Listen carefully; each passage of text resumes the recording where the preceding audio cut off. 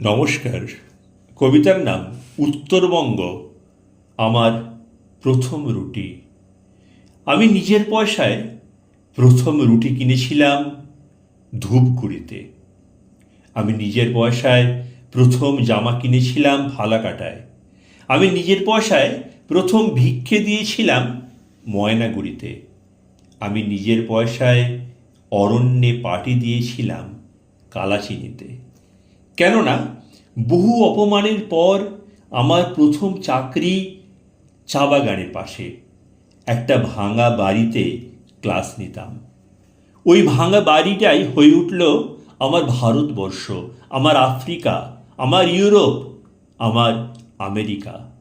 বানারহাট থেকে আসতো অলোক বর্মন, বাগান থেকে রাম বর্মা, গয়ের কাটা থেকে জ্যোৎস্না রায়প্রধান। আমি পড়ে শোনাতাম কিটসের চিঠি, চে গুয়েভারার ডায়েরি, মায়াভিস্কের কবিতা। আমি জীবনে প্রথম ওই ভাঙা বাড়িতেই আত্মবিশ্বাস ফিরে পাই। ছেলে মেয়েগুলো এত ভালোবাসতে পারে। মাকে ছেড়ে এসেছিলাম, কিন্তু আমার রাজবংশী মা রান্না করে দিত। একটা একটা করে চাল বাস্ত, ভাত বেড়ে বসে থাকতো। মা নয়, যেন সে ভারতবর্ষ। তার হাতের তালু যেন কাকদ্বীপ, তার দুটো পা যেন শ্রীচরণে 24 পরগনা, তার দুঃখী হাসি যেন বাংলাদেশ। তার ঠোঁটের একপাশে কুচবিহার, একপাশে বীরভূম। দুঃখী, রাগী, চিরবঞ্চিত, তবু উদ্ধত একটি রেল স্টেশন ধূপগুড়ি।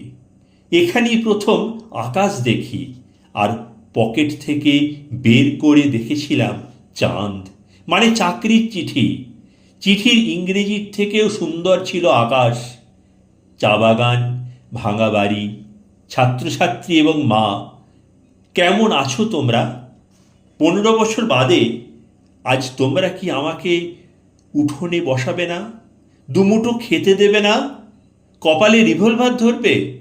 জ্যোৎস্না রায়প্রধান, অশোক বর্মন, পুণ্যশ্লোক, তোমার রিভলভার চাও না? আমাকে চাও। চলে যাওয়া জাতীয় সড়কে দাঁড়িয়ে বলি, এসব কি হচ্ছে? আমার উত্তরবঙ্গের মা কাটারি ভোগ চালের ভাত রান্না করে বসে আছে, দুটো খেতে দেবে না? ধন্যবাদ।